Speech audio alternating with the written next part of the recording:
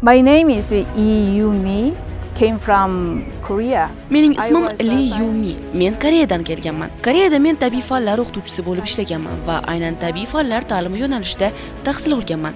Hozirda esa Nizomiy nomidagi O'zbekiston Milliy pedagogika universitetida ekologiya fanidan dars beraman. Men Koreyada 30 yil, O'zbekistonda esa 10 yil davomida o'qituvchi sifatida faoliyat yuritdim. Darslar va mashg'ulotlar davomida biz ekotizim haqida suhbatlashamiz va uni tahlil qilamiz.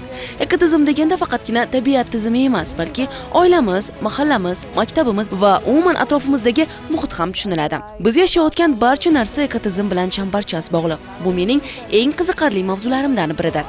Bir necha yil avval vazirlik fakultetimiz o'quv dasturini yangiladi va integratsiyalashgan tabiiy fanlar fanini joriy etdi. Biroq ushbu fan qanday o'qitilishi kerakligini o'rganadigan yoki shu yo'nalishda mutaxassis tayyorlaydigan alohida bo'lim yoki o'qituvchilar yetishmas edi.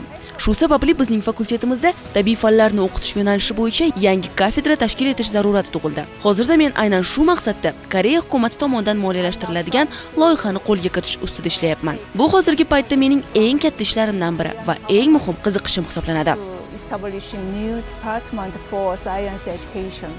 This is my most biggest